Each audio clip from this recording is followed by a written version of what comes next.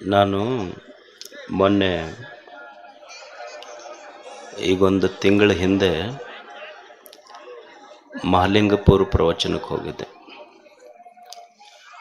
ಆ ಮಹಾಲಿಂಗಪುರ ಪ್ರವಚನಕ್ಕೆ ಹೋದಾಗ ಅಲ್ಲಿ ಒಂದು ಪಕ್ಕದ ಹಳ್ಳಿ ಚಿಮ್ಮಡ ಅಂತಿದೆ, ಆ ಊರಿಗೆ ಪಾದಯಾತ್ರಕ್ಕೆ ಹೋಗಿದ್ವಿ. ಆ ಊರಾಗ ಜಾತ್ರೆ ಮಾಡ್ತಾರೆ. ಎದರ ಜಾತ್ರೆ ಅಂದ್ರೆ ಕಿಚಡಿ ಜಾತ್ರೆ ಅಂತ ಮಾಡ್ತಾರೆ. ಒಂದೊಂದು ದಿವ್ಸಕ್ಕೆ ಸುಮಾರು 1-1.5 ಲಕ್ಷ ಜನ ಅಲ್ಲಿ ಪ್ರಸಾದ ಮಾಡ್ತಾರೆ. ಆತು 1-1.5 ಲಕ್ಷ ಜನ ಪ್ರಸಾದ ಮಾಡೋದೇನು ಭಾಳ ಅಂಥ ವಿಶೇಷ ರೀ. ಎಲ್ಲ ಜಾತ್ರೆಗೂ ಮಾಡ್ತಾರೆ, ಒಂದು ಸ್ವಲ್ಪ ಹೆಚ್ಚ ಕಡಿಮೆ. ಆ ಜಾತ್ರೆ ವಿಶೇಷತೆ ಏನಂದ್ರೆ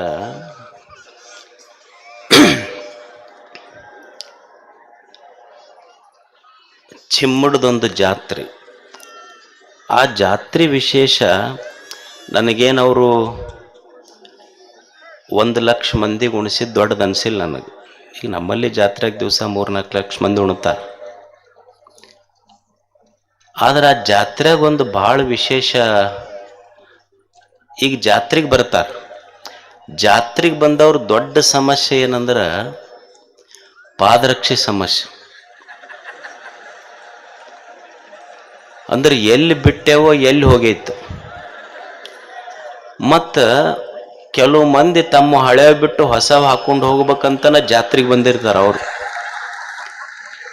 ಈ ಪೊಲೀಸರೊಳಗೆ ಎನ್ಕೌಂಟರ್ ಸ್ಪೆಷಲಿಸ್ಟ್ ಅಂತ ಇರ್ತಾರೆ, ಕೇಳಿರಿಲ್ಲ ನೀವು? ಪೊಲೀಸರಿಗೆ ಎನ್ಕೌಂಟರ್ ಸ್ಪೆಷಲಿಸ್ಟ್ ಅಂತ ಇರ್ತಾರೆ. ಅಂದ್ರೆ ಎಲ್ಲಿ ಗುಂಡ ಹಾಕ್ತಾರೆ ಅವ್ರು ತಪ್ಪಂಗಿಲ್ಲ ಗುರಿ. ಹಂಗೆ ಇವರು ಪಾದರಕ್ಷೆ ಮಂದಿ ಎನ್ಕಾಶ್ ಸ್ಪೆಷಲಿಸ್ಟ್ಸ್ ಇವರೆಲ್ಲ. ಇದು ಎಲ್ಲ ಜಾತ್ರೆಗೂ ಸಮಸ್ಯೆ. ಬಂದು ಭಕ್ತರಿಗೆ ಆ ದೇವ್ರ ಗದ್ಗಿ ಧ್ಯಾನದಕ್ಕಿಂತ ಪಾದರಕ್ಷೆ ಧ್ಯಾನನ ಭಾಳ ಆಗ್ತೈತಿ. ಪಾಪ ಹೊಸವರ ಹಾಕೊಂಡು ಬಂದಿರ್ತಾರ, ದರ್ಶನರ ಆಗಬೇಕು, ಬಿಟ್ಟು ಹೋದ್ರೆ ಅವರ ಉಳಿದಿಲ್ಲ. ಎಷ್ಟೋ ಮಂದಿ ಸ್ವಾಮಿಗಳು ಬಯಸ್ಕೊಂಡಾರ ಅದರ ಸಲುವಾಗಿ. ಆದ್ರೆ ಚಿಮ್ಮಡಕ್ಕೆ ಹೋದಾಗ ಅಲ್ಲಿ ಹಿರಿಯರು ನನಗೊಂದು ಭಾಳ ವಿಶೇಷ ಹೇಳಿದ್ರು. ಅವರು ಅಜ್ಜರ ನಮ್ಮೂರಾಗೂ ಜಾತ್ರೆ ನಡೀತೈತಿ, ಜಾತ್ರೆಗೆ ಕಿಚಡಿ ಜಾತ್ರೆಗೆ ಸುತ್ತ 1-1.5 ಲಕ್ಷ. 1 ನಿಮಿಷ ಕೊಡ್ರಿ.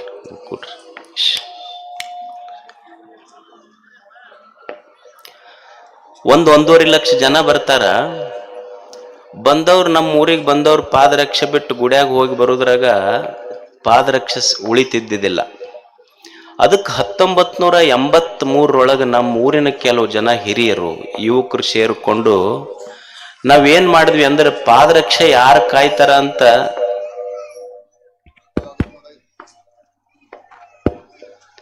ಪಾದರಕ್ಷೆ ಯಾಕೋ ಆಗ್ತಾ ಇದೆ.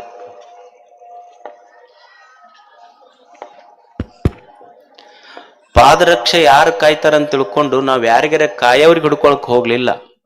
ನಾವೇ ಒಂದಿಷ್ಟು ಜನ ಯುವಕರು ಸೇರಿ ಒಂದು ಟೆಂಟ್ ಹಾಕೊಂಡು ಯಾರ ಗುಡಿಗೆ ಬರ್ತಾರ ಊರನ ಹಿರಿಯರು ಯುವಕರು ಸೇರಿ ಪಾದರಕ್ಷೆ ಬಂದ ಭಕ್ತರ ಪಾದರಕ್ಷೆ ಕಾಯ್ಲಿಕ್ಕೆ ಶುರು ಮಾಡಿದ್ರು.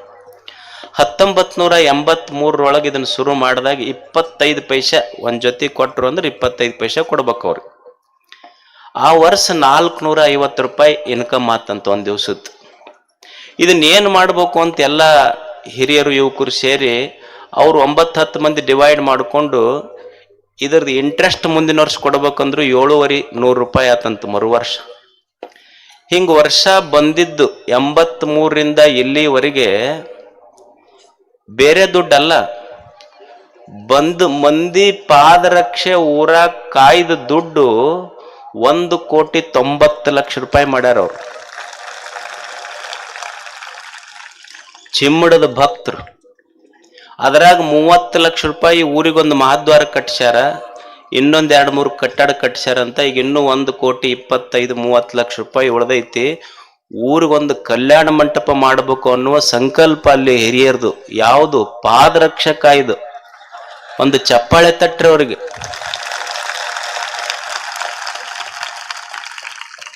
ಪಾದರಕ್ಷೆ ಹಾಕೊಂಡು ಹೋಗೋವ್ರ ಮಧ್ಯದೊಳಗೆ ಅದನ್ನು ಉಳಿಸಿ ಊರು ಉಳಿಸ್ಯಾರಲ್ಲ, ಅದು ದೊಡ್ಡದೈತಿ.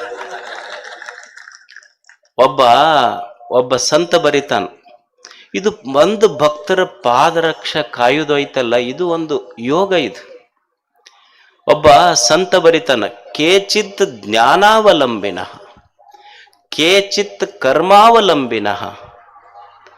ಭಗವಂತನೇ ಕೆಲವು ಜನ ಜ್ಞಾನದಿಂದ ನಿನ್ನ ಹತ್ತಿರಕ್ಕೆ ಬಂದರು, ಭಗವಂತನೇ ಕೆಲವು ಜನ ಕರ್ಮ ಯೋಗದಿಂದ ನಿನ್ನ ಹತ್ತಿರಕ್ಕೆ ಬಂದರು, ಕೆಲವು ಜನ ಶಿವಯೋಗದಿಂದ ನಿನ್ನ ಹತ್ತಿರಕ್ಕೆ ಬಂದರು. ನಾವು ಜ್ಞಾನ ಯೋಗನೂ ಮಾಡಲಿಲ್ಲ, ಕರ್ಮಯೋಗನೂ ಮಾಡಲಿಲ್ಲ, ನಿನ್ನ ಹತ್ತಿರ ಬರ್ಬೇಕಂತ ಶಿವಯೋಗನೂ ಮಾಡಲಿಲ್ಲ, ಆದ್ರೆ ನಿನ್ನ ಹತ್ತಿರ ಬರುವ ಜನರ ಪಾದರಕ್ಷ ಕಾಯುವ ಸೇವಾಯೋಗ ಮಾಡದವರು ಅಂತ ಚಿಮ್ಮಡದ ಜನ. ವಯಂತು ಹರಿದಾಸಾನಾಂ ಪಾದರಕ್ಷಾವಲಂಬಿನ. ಕಟ್ಟಬೇಕು ಊರೊಂದು ಇಂಥದ್ದು. ನೋಡಿ ಎಷ್ಟು ನನಗೆ ಬಹಳ ಇನ್ಸ್ಪಿರೇಷನ್ ಅನ್ನಿಸ್ತು, ಸ್ಫೂರ್ತಿ ಅನ್ನಿಸ್ತು ನನಗೆ ವೈಯಕ್ತಿಕವಾಗಿ. ಹಳ್ಳಿಗಳಲ್ಲಿ ಇಂಥ ಒಂದು ಸಣ್ಣ ಸಣ್ಣ ನೋಡಿ, ಒಂದು ಸಣ್ಣ ಐಡಿಯಾ. ನಾವು ಜಗತ್ತು ದುಡ್ಡ ಜಗತ್ತಾಳೋದಿಲ್ಲ, ಅಧಿಕಾರ ಜಗತ್ತಾಳೋದಿಲ್ಲ, ಐಡಿಯಾಸ್ ರೂಲ್ ದಿ ವರ್ಲ್ಡ್. ವಿಚಾರಗಳ ಜಗತ್ತನ್ನು ಆಳ್ತವೆ ಅನ್ನೋದಕ್ಕೆ ಇದೊಂದು ಸಣ್ಣ ಐಡಿಯಾ ಇದೆ. ಅದಕ್ಕೆ ಅಂಥ ಹಳ್ಳಿಗಳಿಗೆ ನೋಡ್ರಿ, ನಾವೆಲ್ಲ ಕೇಳ್ತಿರ್ತೀವಿ ಗುಡಿ ಎದಕ್ಕೆ ಹೆಂಗೆ ಕಟ್ಟಕತ್ತಾರ. ಇತ್ತಿತ್ಲಾಗ ಹಳ್ಳ್ಯಾಗಂತೂ ಆ ಗುಡಿ ಕಟ್ಟದ್ರ ಕೇಳಿದ್ರೆ ಗುಡಿಯಾಗಿನ ದೇವ್ರನ್ನ ಈ ಊರ ಬಿಟ್ಟು ಹೋಗ್ಕೇನಂತ ಹಂಗೆ ಕಟ್ಟಕತ್ತಾರ. ಗೊತ್ತೈತಿಲ್ಲ ನಿಮ್ಗೆ ಹೆಂಗೆ ಕಟ್ತಾರ? ಹರಾಜು ಮಾಡ್ತಾರ. ಏನು ನಾವು ಹೇಳೋದು ಬೇಡ, ನಿಮ್ಗೆ ಗೊತ್ತಾಕೈತದ. ಮಾಹಿರದಿರದ್ರಾಗ ಏನೇನೋ ಹರಾಜು ಮಾಡಿ ಬಂದ ದುಡ್ಡಿನೊಳಗೆ ಏನು ಹರಾಜು ಮಾಡ್ತಾರ ಅನ್ನೋದು ನಿಮ್ಗೆ ಗೊತ್ತೈತಿ. ನನ್ನ ಬಾಯಿ ಬಿಡಿಸಿ ಮತ್ತೆ ನಾಳೆ ಯೂಟ್ಯೂಬ್ನಾಗ ಅದನ್ನ ಪೇಸ್ಟು ಕಟ್ಟು ಇದನ್ನ ಮಾಡಿ ಗುಡಿ ಕಟ್ಟಿದ್ರ ನಾವೇನ್ ಮಾಡಾಕತ್ತೀವಿ ಅಂದ್ರೆ ಏನೇನೋ ಮಾಡಿ ಹರಾಜು ಮಾಡಿ ಗುಡಿ ಕಟ್ಟತೀವಿ ಖರೆ. ಆದ್ರೆ ಏನಾಗೈತಿ ಅಂದ್ರ ಗುಡ್ಯಾಗ ಕಲ್ಲಿನ ದೇವರು ಕೂಡಿಸಿ ಊರಾಗಿನ ಚಲೋ ಚಲೋ ಹುಡುಗರು ದೇವರೆಲ್ಲ ಹಾಳಾಗಕತ್ತಾವ. ಅದಕ್ಕೆ ಅದು ದೊಡ್ಡ ಗುಡಿ ಕಟ್ಟಬೇಕಂತಿಲ್ಲ, ನಮ್ಮ ಶ್ರಮದ ಬೆವರಿನಿಂದ ಒಂದು ಸಣ್ಣ ಗುಡಿ ಗುಡಿಸಲು ಹಾಕಿದ್ರು ಸಾಕು, ದೇವರು ಸಂತೋಷ ಪಡ್ತಾನೆ. ಅದಕ್ಕೆ ಏನೇನೋ ಹರಾಜು ಮಾಡಿ ಊರಾಗ ಗುಡಿ ಕಟ್ಟುವ ಅವಶ್ಯಕತೆ ಇಲ್ಲ. ನನಗೆ ಚಿಮ್ಮಡದ ಆ ಭಕ್ತರ ಈ ಕಾರ್ಯ ಎದಕ್ಕೆ ಇಷ್ಟ ಆಯ್ತು ಅಂದ್ರ, ಊರು ಎಲ್ಲೋ ಬಂದವರು ಪಾದರಕ್ಷೆ ಕಾಯ್ದು ಆ ಊರಿನ ಅಭಿವೃದ್ಧಿ ಮಾಡಿದ್ರಲ್ಲ, ಇದು ಒಂದು ಹೊಸ ಯುಗ. ಇಂಥ ಕಾರ್ಯಗಳು ಹಳ್ಳಿಗಳಲ್ಲಿ ನಡೆದ್ರೆ ಹಳ್ಳಿಯ ಗೌರವ ಇದು. ಅದಕ್ಕೆ ನನಗೆ ಬಹಳ ಆ ಊರಿನ ಬಗ್ಗೆ ಹೆಮ್ಮೆ ಅನ್ನಿಸ್ತು, ಗೌರವ ಅನ್ನಿಸ್ತು.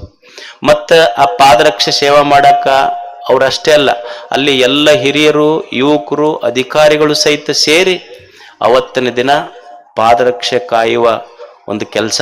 ಇಂಥ ಸತ್ಸಂಪ್ರದಾಯಗಳು ಹಳ್ಳಿಗಳಲ್ಲಿ ಬರಬೇಕು ಅಂತ ಅವರು ಊರಿನ ಪರವಾಗಿ ಒಬ್ಬರು ಹಿರಿಯರು ಬಂದಿದ್ದಾರೆ.